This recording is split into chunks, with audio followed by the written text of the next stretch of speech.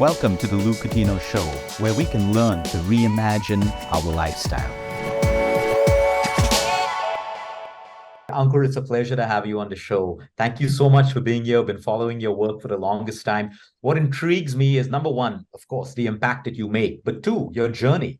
I know you started off leading a massive company and then you suddenly had this shift to move into sharing and creating more impact. Not many people do that. We see that in a lot of people around us. They're just building, they're great at their work, but a lot of them don't stop in their journeys to think about, hey, it's not just me alone. What if I empower the generation below, the generation with us right now? And that's what you've been doing.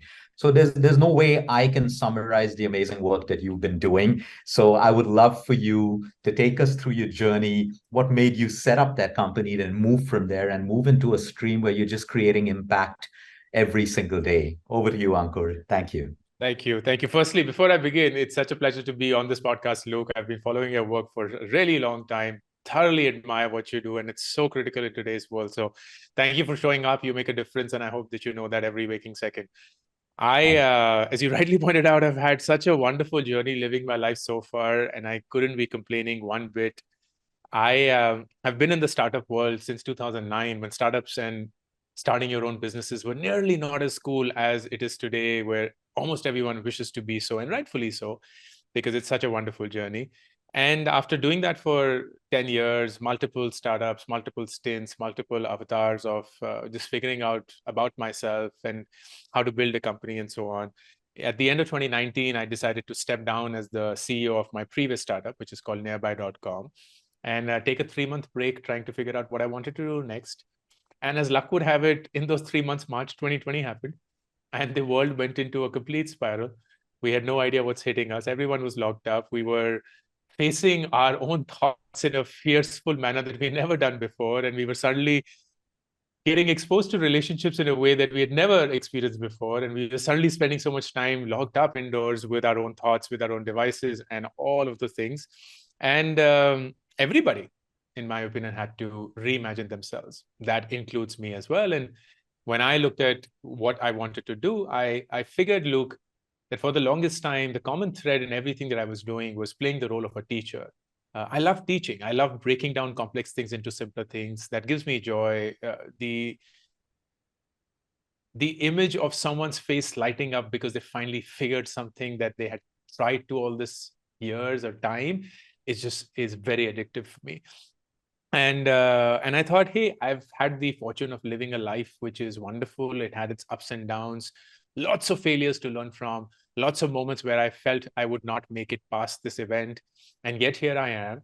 So if there's anything that I can do is I'd love to share everything that I've learned from that journey. And that's what I started to do. I'd been creating content online for a fairly long time, but never in the organized fashion that I do today. And March 2020 is when I put in the concentrated effort and started to build this up both as an education company and as a content creation company.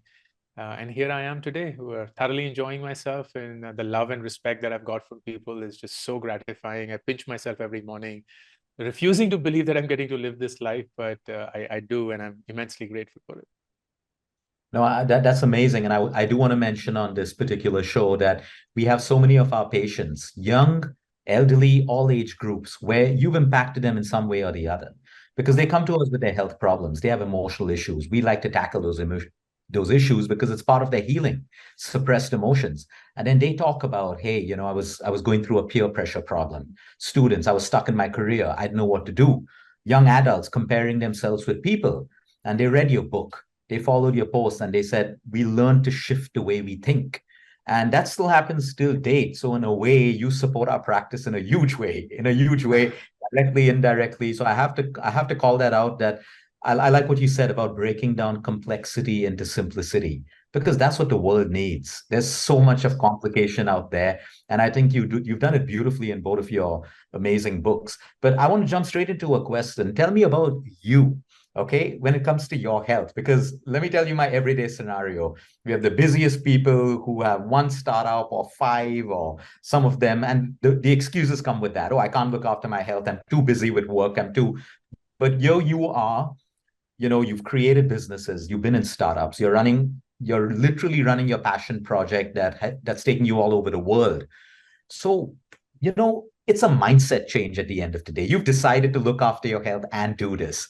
Take me through this. Was there ever a shift in your mindset where you had to start looking after your health? Because a lot of people out there think that if I'm committed to business, it's business first, and they allow Yeah. their health to, fall down. But people like you are doing this all the time, building businesses, traveling, and maintaining health. So it's no longer an excuse. And I want to break that today with your answer and Yeah.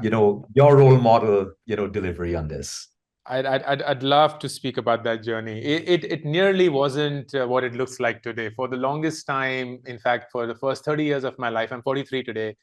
For the first 30 years of my life, I did not pay respect to my body. I treated it like a garbage bin. I ate whatever I wanted to, ate whenever I wanted to, ate however much I wanted to, did not have a good sleep schedule, never exercised, was not physically fit at all. I used to weigh about 90 kgs at the age of 31. Not something that I'm proud of. And unfortunately, and I say this unfortunately because this is often where people recognize the importance of health, both physical and mental well-being. I went through a surgery, which was a hip condition. I had avascular necrosis, and that too not qualified. So I don't smoke, I don't drink, I didn't have steroids at any point of time in my life. So there was no reason that the doctors could come up with why I had that, but I had it. And I went through a surgery, which was then 3 months of bed rest, 5 months of walking on crutches, till I got to a point where I could begin walking without assistance and so on and so forth. And that just made me realize how much I had, quote unquote, abused my body. And it was not a good state to be in. And I call that unfortunate because it's often these dramatic events which get you to change something about your life fundamentally, whether it's health, whether it's relationships, whether it's work or anything like that. And it shouldn't have to be that case, right? Because all of it is written. Like when you buy that cigarette pack, it shows you exactly what's going to happen to you if you were to continue with it. But it takes something, a diagnosis or an event that gets you out of that shell and gives you that shock treatment. It certainly happened for me. At the age of 32, I went through a complete transformation. I lost weight. I became physically fit. And I've stayed that way for the last 10 odd years. I love my routine, and here's what it is. One part of it is, of course, the physical fitness. So I play tennis every day. I work out in the gym for an hour every day. And this is something which is set 6 days a week. This is my religion, my routine. For my mental fitness, I meditate every day. I have been meditating now for about 7 years, and I have not missed a day in the last 1,500 days. It's a streak that I've continued to maintain. It's an addiction that I have. I meditate for 30 minutes, no more, no less, every day, and it's something that I look forward to. And then what I continue to experiment with, and I think I found a sweet spot now, is my diet. Both my wife and I, we love sugar, we love sweets, and we know that it's harmful for us.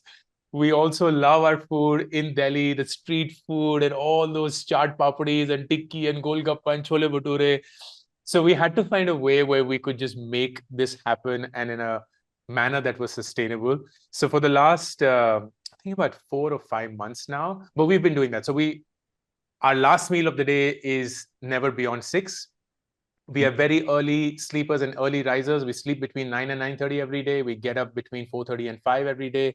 She has the same routine. She goes to play tennis and then to the gym. I go to play tennis and to the gym and so on. But the big shift that has happened is we reduced our eating time even further. So from about 8 hours that we used to, which was a 16-hour fast, we're now gone to 18 to slash 20-hour fast. And it is incredible, Luke. I don't fully understand the science of it as yet. I'm sure someone like you would totally get it. But eating for no more than 5 to 6 hours a day, we have 2 meals a day, one at 11, one at 4. I just, before this podcast, finished my dinner for the day, and that'll be the last meal. No dip in energy, no rise in hunger, no level of craving, anything at all. Our sugar intake has plummeted. Even if we do, we feel like we're full with just one small bite of a whatever parfait or a dessert cake or something, and we're eating healthy, we're eating very joyfully, and the combination of these three things, physical, mental, and your diet, just ensures that we are on top of our game, because that's what we want to be at the age of 40 and beyond. Oh, absolutely. Anyone listening to the first part of what you said would be, oh, this is an extreme way of living. But I need to, focus on the last words that you said. It's joyful. It's joyful. You're enjoying It what you is. did. And that's exactly what eating is all about. You can still enjoy your desserts and all of that because you fitted yourself in a window. And the science is real. You're actually operating on cellular energy. A lot of people are not operating on cellular energy. That's why even eating many meals, they're so tired. They're Yeah. operating on glucose. They're operating on cortisol and adrenaline from coffees and teas continuously. 1 or 2 cups is not the problem, but you are operating on cellular energy. And now I get the answer that I had about the glow that you have on your face. That can only come with fasting. That can only come with fasting. And so that's fantastic. I mean, I think, that's your whole body looking after you, very regimented. I like that you walk the talk because you speak about consistency, you speak about discipline, and here you are, showing people how to do it. Thank you for sharing that. Appreciate it. Uh, I want to talk about mindsets because now this is your mindset. You had an incident that led you to this. You talk a lot in your books about mindsets as well. A lot of people have been conditioned with mindsets over the years, students, teenagers, young adults. You know, how would you advise people to start looking at a mindset change? Because it's very difficult for people to suddenly change when they yeah. believe, for example, they believe white bread I've eaten all my life, like a 70-year-old person, and I'm not sick right now. Why should I stop eating it? And they got a point. But today, when we're trying to shift the mindset of people that, hey, you can build empires and unicorns, but you also need to look after your health. What's your advice from all the experience you have on encouraging people towards a mindset change? Yeah. It's a it's a great question and a very deep one at that. I feel very passionate about this ideology itself. Essentially, two kinds of mindsets that we're often operating in, and no one is just one of the two. We're always a combination, but the dominant one determines most of our actions. It's something that most people know of, the fixed mindset and the growth mindset. But breaking it down, what it means is the fixed mindset believer believes that what they were born with, whether it's intellectual capability or their temperament or their personality, is fixed. It cannot change. There is an upper limit to it, and that's as far as they can go and never beyond. The one with the growth mindset is the one who says, no, it can be. Even something as my IQ can be improved, and that is a function of how much I work towards it and my recognition of that I want to change it in the first place. And it's not a surprise that most of the world is driven and operated by people who are from the growth mindset, while what Hmm. the world finds safety in is the fixed mindset, which is चीजें ऐसी होती हैं, क्यों कुछ करना, आराम से जिंदगी चल रही है तो चलने दो. And that fixed mindset then begins creeping into every action of our life, whether it's food, whether it's relationships, whether it's your health or your professional life and the combination thereof. To change it, first is the recognition, which you beautifully point out. Don't even recognize that their mindset needs a shift or needs a change. It's something that has to come from within. You may still not have the path to it, but the desire to get to a destination will only dictate whether a path emerges or not. It's not going to just show up on its own. So a lot of people live life which is like destiny, and if it's meant to be, it will meant to be, so it will show up, and once it shows up, I will walk that. No, that's not how it is. You have to first identify the destination, and then you have to ensure that whatever path you choose, you're just enjoying that journey. Because even when you get to the destination, you know what, you'll not feel that joy as you did while you were walking on that path, because that's where the true love and aspiration of living that life is. So first is, of course, the recognition, which is in fact not even first, it's zero. But once you do that, as you pointed out, it's really hard to change that mindset because it's just ingrained. It's customization and provocation, and of course, consistent acknowledgement of why that works and is the right way to live life, which has been there for the longest time in my life. I am a believer of a slightly shock treatmentish way to change the mindset. And let me elaborate what I mean by that. The first thing that I genuinely believe is you cannot change your mindset if you continue to have an environment that is still feeding off the previous mindset. You're not going Yeah. to do that. For example, even something as fundamental as the people you follow on social media, Mhm. they are going to define how you operate in life. You may not believe it, but it's true. So if you're following somebody who makes you feel inadequate because he or she is always showing the life which is proper, Like it's joyful at the face of it, fancy cars, fancy clothes, great destinations, great food, always a smiling face, killing it in life, making it happen. There's no grief ever, there's no pain. You'll almost always feel inadequate, that there must be something wrong with my life, that I am constantly dabbling between stress and anxiety or doubt or lack of self-confidence. They seem to be completely awesome. So the content that you follow, the content you consume, the people you hang around with will define the stories in your head, and the stories in your head will define how you act. Simple equation in life. And that means if you want to change your mindset, you have to change the environment that you are in, whether from a content perspective or people perspective or relationships perspective.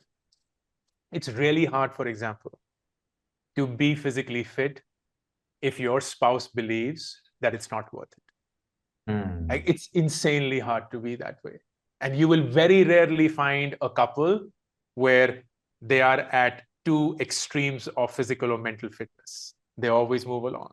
They're either not or they are, and it's almost in tandem. The second one, you have to make it hard for you to go back to the previous mindset. You have to make it hard. It has to be punishing. It has to be something that irks you, creates some sort of a displeasure, creates some sort of discomfort, because that's when your mind will begin to say, you know what? I don't want to go back to that world. I don't want to go back to that world. And that needn't be physical in nature. A lot of times you could trick the mind to apply psychological impact if you were to do this. For example, if you want to quit smoking and you have been smoking for the longest time, one is to not have cigarettes or to be around people who smoke often, because that's change of the environment.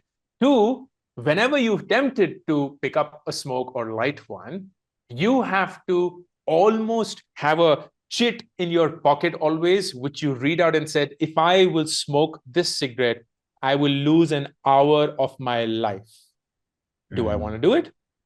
And you will read that physically. It will trick your mind into believing that you're doing something that is not good for you.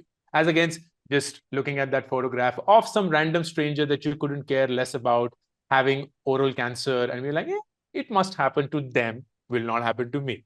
That's not how life works. So you have to trick your mind and make it really disrewarding, or whatever that word should be. Disrewarding cannot be a word, but unrewarding or just really detrimental to you to follow the previous mindset. And the third one, which is of course the opposite of that, is practice consciously, mindfully the new mindset, but do it in a manner that the cost of doing it is not very high.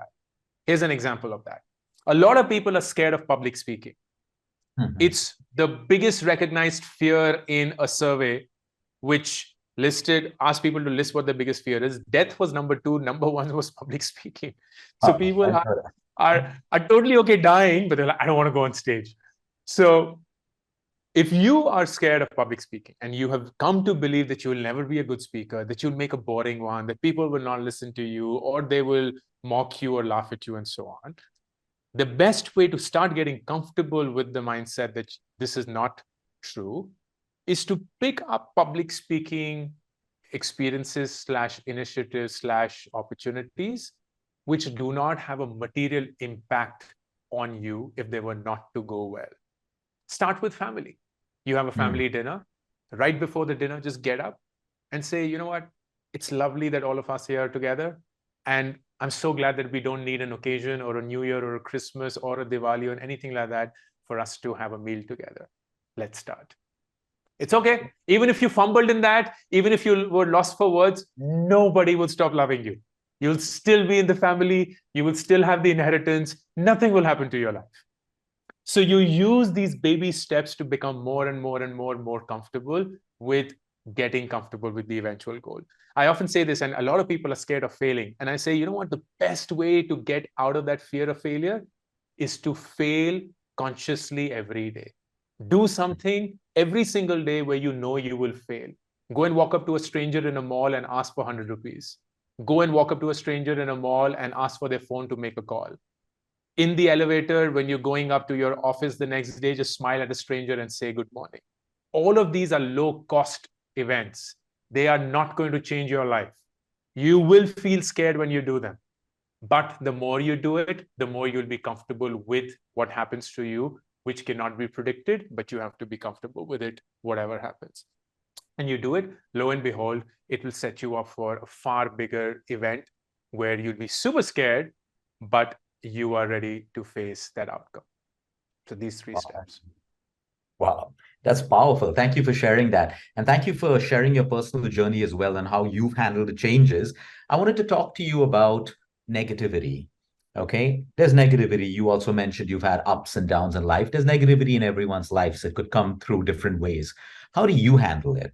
And how's it been since the time you started till now? I'm sure there's been evolution at every level. But today, because we're in a world where some of the biggest problems of our patients are like, they're scared of getting trolled, for example, or they get trolled and they're just hanging on to that one thing. And it's a stranger, that too.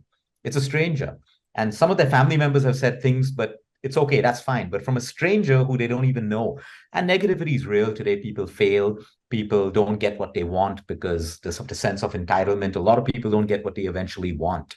This slips them into anxiety and eventually depression. So, what's your take on negativity? How have you managed to cope with it over the years? Yeah.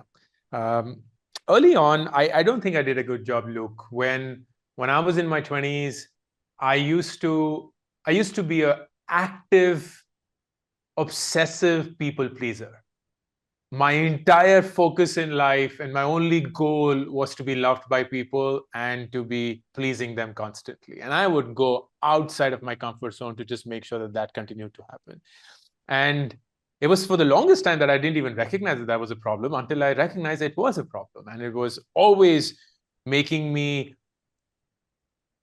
falter in my relationships, love bomb people, make them feel like, oh my God, they are my world. And suddenly, when they were not because they weren't, they would feel like, what the F happened? And then there were these climaxes, which I didn't know how to handle. So I was then in denial and, of course, would run away from that confrontation and so on. I did not handle the entire negativity that came along with people very well. And I think a part of it was because I wasn't very sure of what I was going through and who I truly was. And I think that's a journey. It's always a journey. I don't think anybody is born knowing that, particularly in your 20s, particularly in today's age, where there's so much happening. Like, Luke, you and I grew up in a phase where our circle was limited. Like our set of comparison was at best our school kids and our colony kids. But suddenly today, a kid growing up, their comparison set is the world, because there are billions of people on social media and someone or the other, or millions of them for that matter, will be doing better than them in their life. So when we were compared with somebody's like, look at that person, they are doing so well, why can't you? Now it's no longer that person. It's like, look at everyone who seems to be doing better than you. What are you doing with your life? And that's the question you keep asking your own self.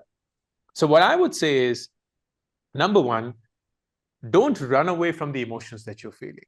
Emotions serve a purpose. And the worst thing you can do is to suppress your emotions, because emotions are never suppressed. They can't be suppressed. It's a human thing to feel. They serve a purpose. But the minute you begin to suppress them, try to control them, try to make sure that you never surface again, what you're doing is just bottling them up, never facing it, never processing it internally, and it will come up sooner than later and manifest itself into some other action that you may not be able to decipher as clearly. So what I do today, which I wish I did when I was in my 20s, is to go through that emotion, whatever that emotion is. It could be joy, it could be despair, it could be excitement, it could be jealousy. Go through that. Let yourself feel that feeling, which is different from a thought. A feeling is different and a thought is different. What you feel is maybe not in your control. What you think about it certainly is, but you stay with the feeling. So you feel whatever you're feeling. I today love to document that feeling, and that needn't be in writing. I could record a voice note. I could even record a video. It'll be always for my personal consumption. I prefer writing because that's just the generation that I belong to, but whatever is comfortable for you, go and share that feeling with yourself. It's not meant for anybody's eyes. You may just burn that thing or just delete that thing after you've done it. But when you express yourself openly, you allow your emotions to be felt a certain way. And then ask yourself a tough question, which I often do. And the tough question is, what is this telling me? What is this telling me? That's an open-ended question. It could lead you to anywhere. But often when I sit down with this question, what is this telling me? I'm able to dissociate the feeling with the action. Here's an example. I, for example, run an education company where I actively promote those courses through digital media, ads. And a lot of people are, for the right reasons, troubled by the frequency of the ads that they see of my courses. They're like, whenever we open YouTube, Ankur Warikoo. Whenever we open Instagram, Ankur Warikoo. Why doesn't he give us that space? It's always Ankur Warikoo. I get it. So somebody may say, just tag me on Twitter or on Instagram or anywhere else saying, hey, Ankur, can you get out of my face? You don't have to show up every time. Or they will put up a meme or they'll follow a certain trend, make fun of me, whatever the case is. But if I ask myself this question after processing everything that I have felt, like it may be disappointment, it could be despair, it could be just heartbroken, sad. Why are people feeling this way? I only mean well, blah, blah, blah, blah. All of that I will feel. I'll ask this question. What is this telling me? And when I ask this question, it's very clear what is this telling me. It's telling me that the frequency of my ads is indeed high. That's it. That's the objective outcome of whatever is it that people are saying. The tone may be different, maybe something that I would not wish they used, but the message is starkly clear. And if I were to focus on that message and act upon it, I will not just have made myself feel better, but also reduce the chances of such an event recurring again in the future. So it acts these both ways. And I love it for that level of double benefit that I get if I were to ask this question, what is this telling me? But again, as I said, it's very easy at the age of, I shouldn't say very easy, but it's far easier at the age of 43 for me to say all of that because I've had 20 plus years of processing this, getting to this point where I can be comfortable with where I am. I don't think I would have that maturity at the age of 20. And my only advice then to anybody who's watching in, who's young and still going through those motions, please don't kill yourself, badge yourself, blame yourself, abuse yourself for going through a difficult period where you're just processing it. Everybody is going through the same thing. The only thing that you ought to do is just be honest with yourself, because if you keep asking, what is this telling me? You may someday have an answer. You may most days not have one, but the habit of asking this question will always place you ahead than most other people who will be grappling with the same emotion. Wow, I think that's a beautiful, beautiful learning for me as well. And a message, yeah. What is this telling me? What is it teaching me? Fantastic. Fantastic. That's powerful. You spoke about, yeah, I wanted to go back. You've been very generous with your journey and your feelings and how you used to be a people pleaser and all of that. I've noticed this compassion about you and this want to help people, which is very, very genuine. I mean, I'll say it up front. There are some people who don't appear to be genuine, and then there are some people who are very genuine. And it's not just what you do, it's what comes out even in your tweets. A couple of months ago, or weeks ago, I think, you shared the revenue of your company. You showed people how it moves to CSR. I thought it was so brutally beautiful and honest. And so, what's led you to be this way? It's very rare to find people who will be open with every single thing because you can clearly see intention. You're trying to teach someone out of that. And then you'll have people who will post their revenues and stuff because they just want to know how much money people, they want the world to know how much money people are making. But I see a lot of intention in your tweets, in your posts, like there is a larger good for each one of them. So where does this come from? How do people develop this over the years, especially the younger generation who are so lost and they just overflowing everyone with just content for validation, attention, views? What's that message that you can give all of us? Yeah. The biggest message there, and thank you for acknowledging this, Luke. It really means a lot to me that people notice the intentions behind it. The biggest message and the only one is life is not a zero-sum game. For you to win, nobody has to lose.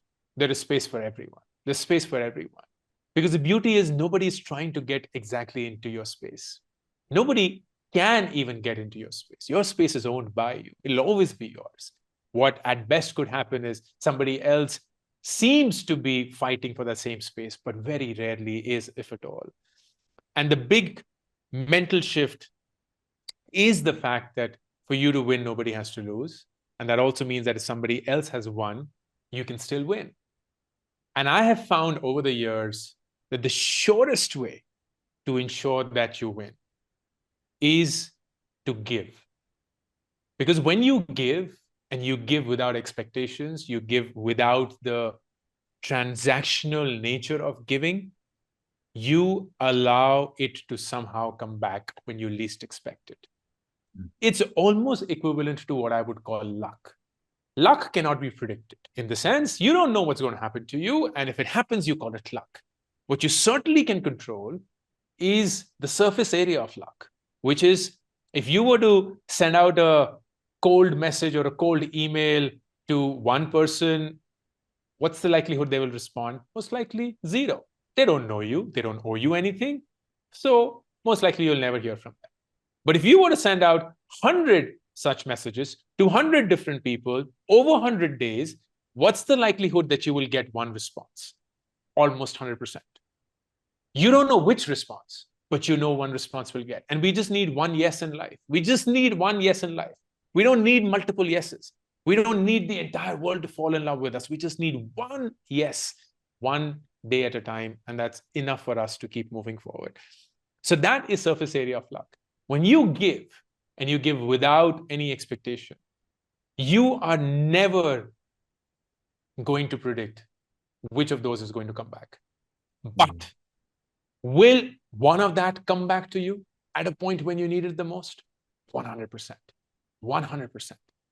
And what will happen is that will set you up in a flywheel that would have just made life so easy. I often say this, the easiest way to live life is to be nice to people.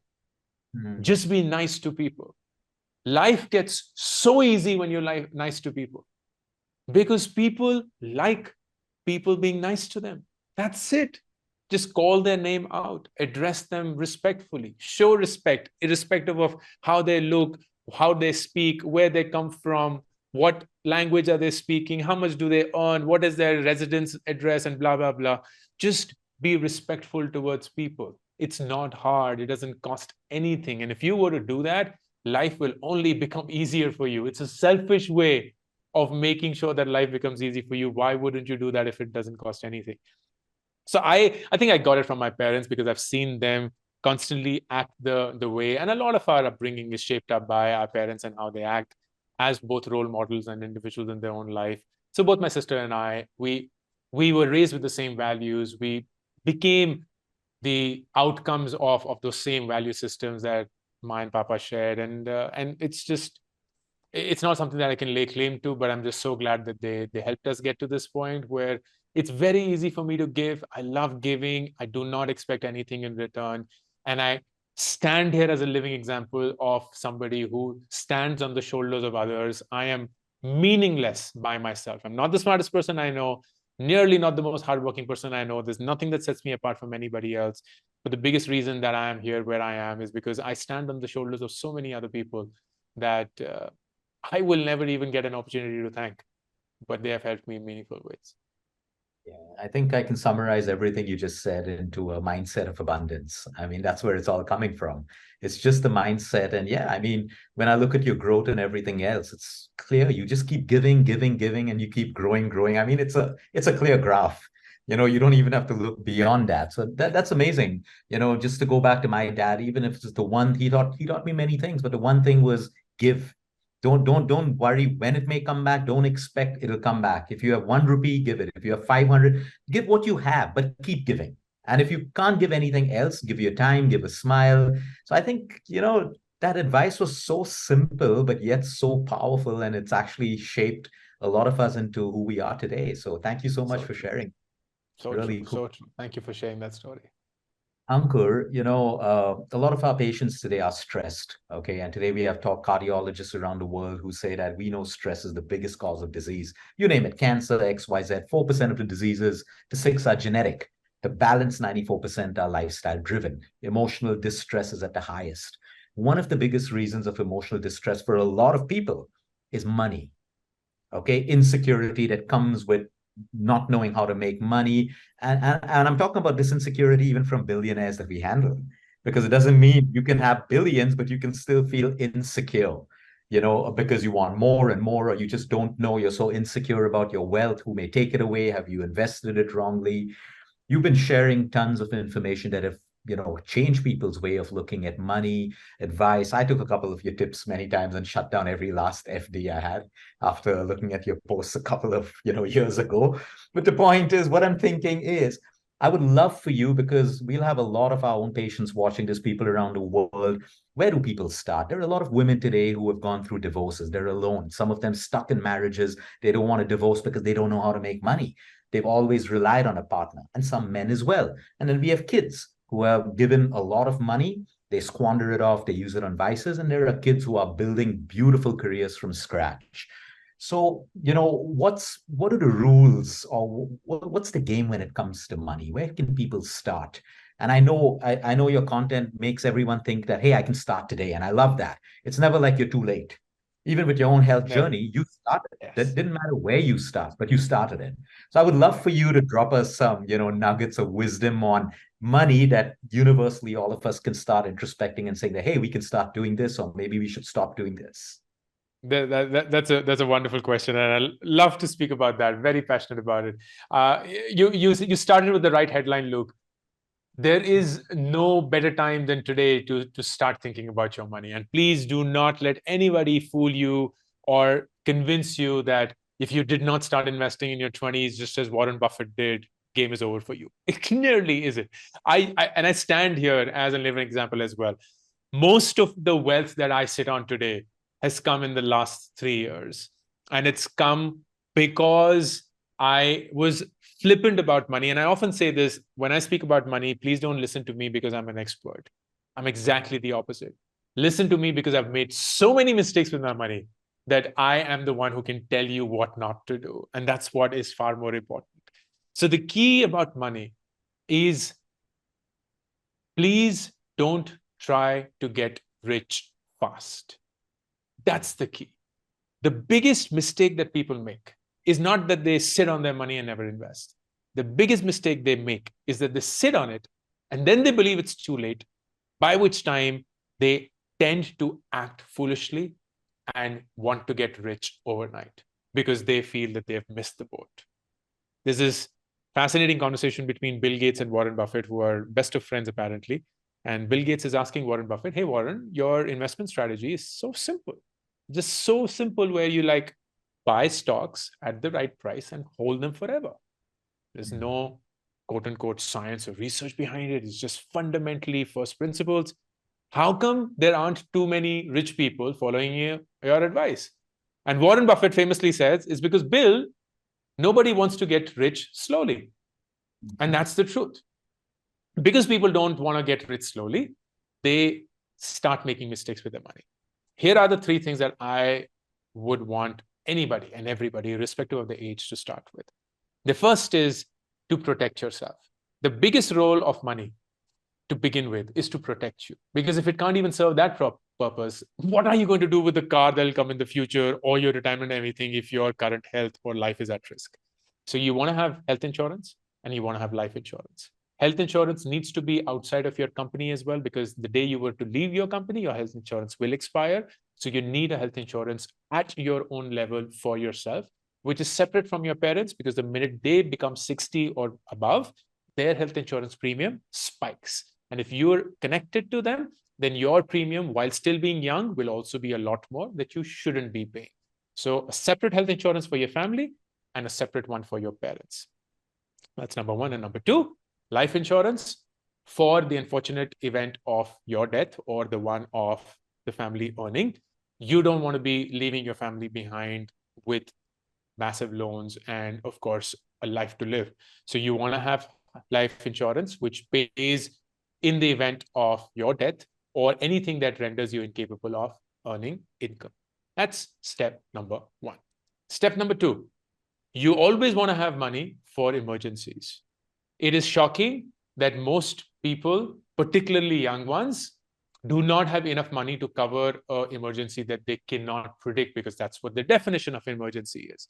The ideal amount that you should always have parked in an emergency fund is 12 months. So your monthly expense, whatever is it that you have to pay, you can't opt out of it. So your rents, your EMIs, your food bill, your electricity bill, your anything that needs to be paid, sum all of that up. That's your monthly expense. Multiply that by 12. That amount needs to be parked at your end, in your bank account, at your access at all points of time without fail. Once you've done these two things is when you start deploying your money towards the future. And what does future mean? Future doesn't mean just retirement. Future means any big expense that you have planned along the way for your life. Could be buying a home, could be maybe your kids' marriage if you will have them and they want to get married. Maybe it's your education at some point of time in the future. Maybe it could be a big international vacation that you want to take. Maybe it's a car that you want to buy, whatever the case may be. So every future expense, and of course, your retirement when you'll not have an income. And the way to do that is a simple rule called 100 minus X rule, which is if your age is X, then you invest 100 minus X as a percentage of your money into stocks, which are mutual funds. So let's say if you're 30, then you will invest 70% of your additional income that you can invest every month into mutual funds, and you let it grow nicely and happily. And the remaining 30%, which is your age, you will invest in something that is quote unquote safer. It could be your provident fund if you are an employee and you're putting in money in there. It could be corporate bonds. It could be gold. It could be even a nice, happy fixed deposit if that gives you surety or flexibility over a short-term period. It could be some small pockets of real estate, not necessarily buying land, but investing in it through a REIT or something. It could be a debt fund that gives you a fixed rate of return, predictably so you don't have to worry about anything.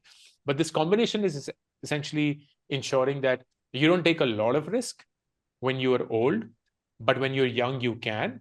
And there is also this predictable return that you are getting. The objective of this entire exercise is just one. And that is your money is getting destroyed by the rate of inflation every year, which is 6% in the country right now. So that means 100 rupees are worth 94 rupees, give or take, next year.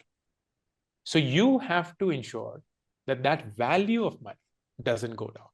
It's awesome if it grows even better, but bare minimum, it has to beat the inflation so that your money doesn't lose value over time.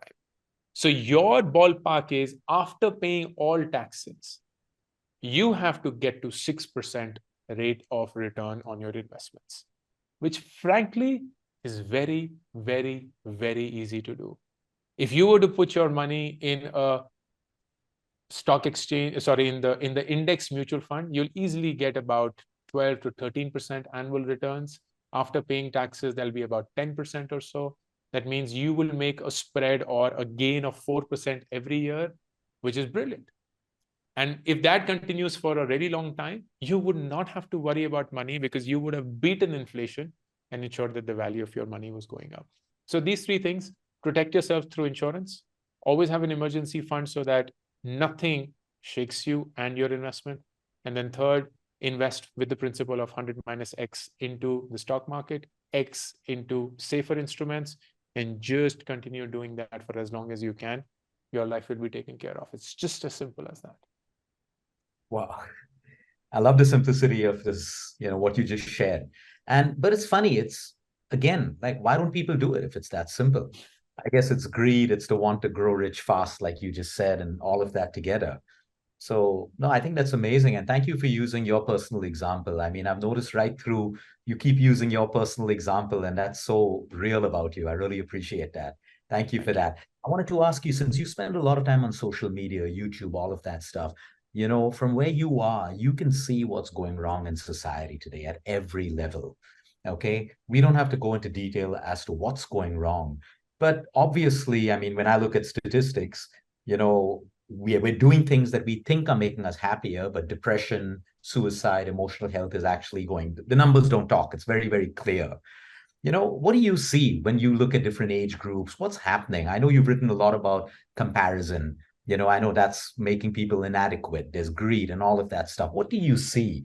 And what do you think some of the solutions are? Like, if we had to change, if Ankur had to change what's going wrong in society right now, and you had the whole attention of the world on you right now, how would you use the next couple of minutes to, talk about it and also give us some starting points on, hey, this is where we can start the journey to evolving now? Yeah. That's a brilliant question. I read this tweet sometime back, Luke, which summarized this beautifully. It said, our generation suffered from scarcity while this generation suffers from abundance. And that, I think, sums it up. Well, when you and I were growing up, we didn't have choices. We didn't have, there were a billion plus people fighting for the same set of opportunities that were limited in nature. So we suffered because of that scarcity. But today's generation is, I could be anybody that I wish to be. And that ironically paralyzes them because they feel incapable of making that decision because they're constantly suffering from FOMO. If I pick something, what if I'm missing out on something else? If I choose a certain life, what if I'm missing out on some other life?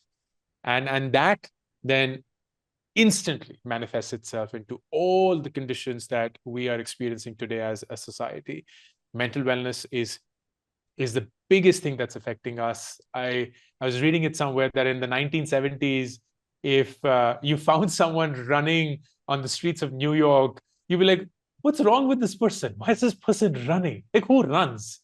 And now running is just so staple. It's something that you would expect people to do, particularly as they grow older and they care about their physical well-being.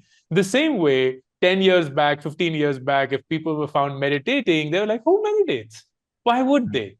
Like, why would you sit just by yourself and tackle your own thoughts? But today it's becoming, thankfully, more and more normalized. And there will be, in my opinion and prediction, certainly a time when almost everyone will be going through some sort of a meditative regime in their daily routine, because that's the only way that you can actually deal with it in a manner that still doesn't affect you as much.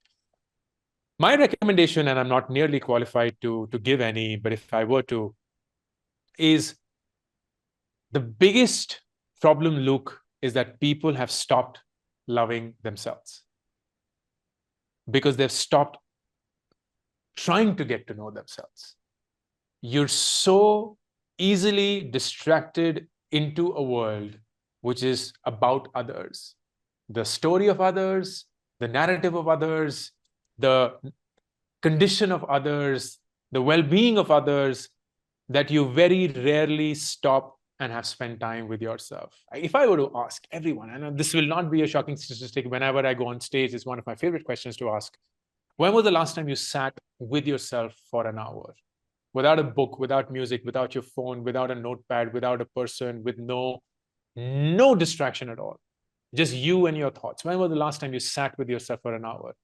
And I'm shocked most people haven't done that for years. They just haven't. Because it's just so easy to live life today and get busy. Pick up your phone, that's the easiest distraction. And then you have people and you have noise and all of that. So start with spending time with yourself. It's scary.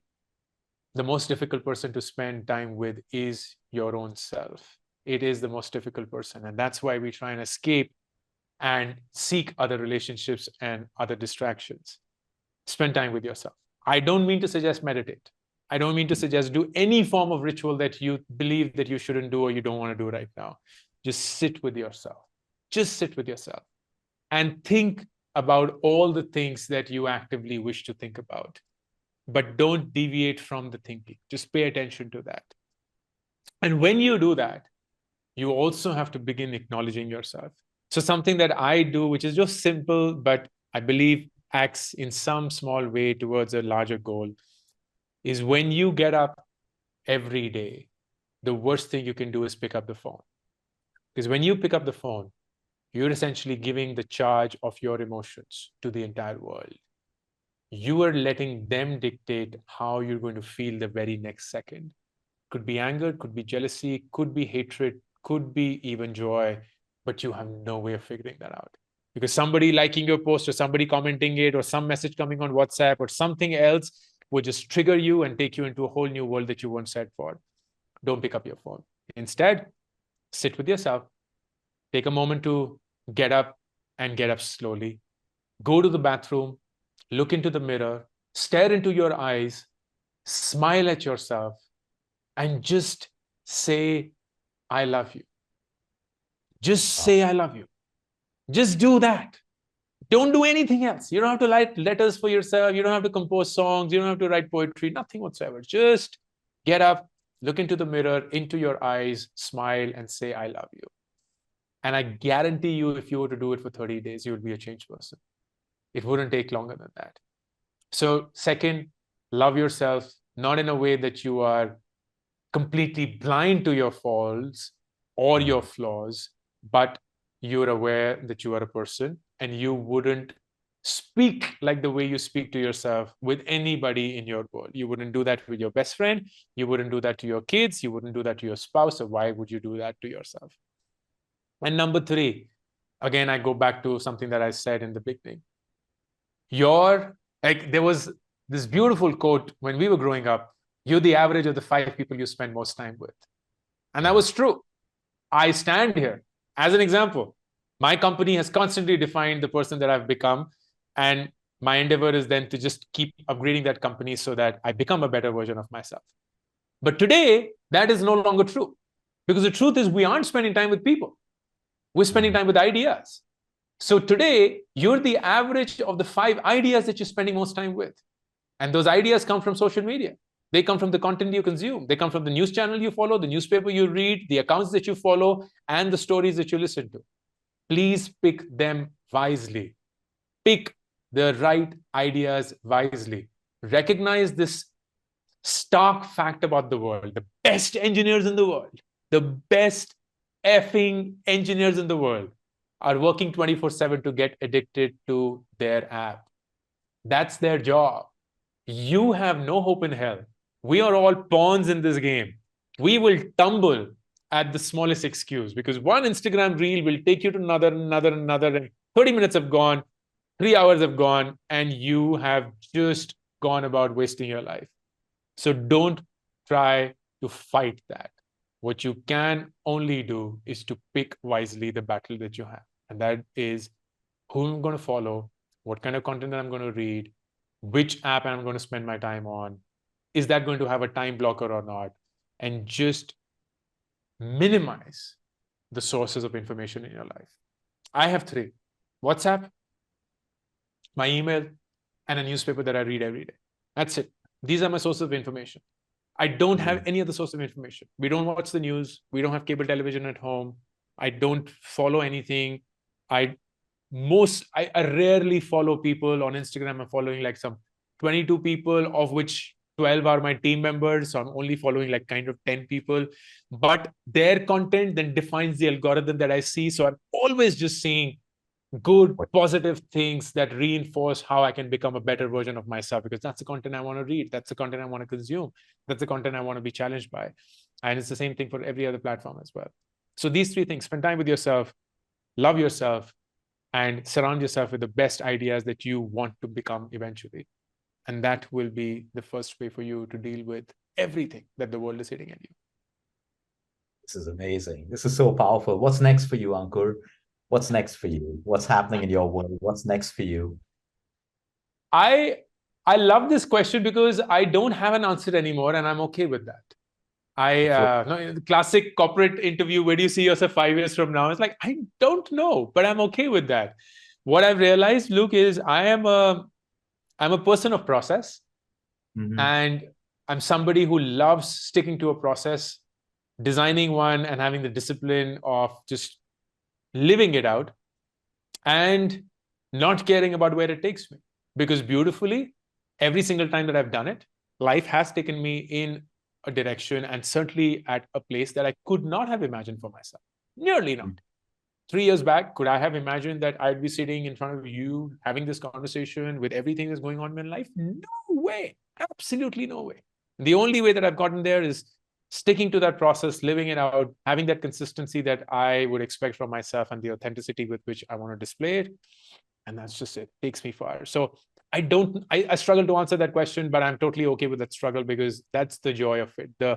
fun and the surprise of where life takes me next is something that I look forward to. And I am always open with open You're arms to flowing. You're basically flowing, and I like that. That's how it's got to be with everyone, in fact. I think totally. this has been amazing, Ankur. So much of honesty and, generosity in the information that you've shared. It's phenomenal. And this is exactly, we want people out there to reimagine the way they live. And they don't have to look too far to start. It's simplicity at every level, experience, wisdom. And we have you as an example, a live role model of creating, what you have today with impact. A lot of people create, but no impact. And that's also okay. I'm not here to judge that, but creating with impact, I think, is one of the best feelings ever. And you've been able to do that. And I wish you luck. I wish you the best for everything that you do. Keep inspiring our patients, people around the world, and all of that stuff. I mean, the time isn't enough to do justice to you. So I'm sure at some point we are going to reach out to you again.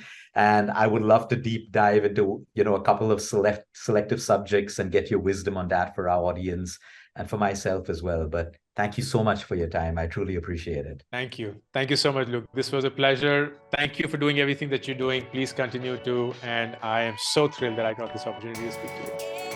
Thank you. Stay tuned for more.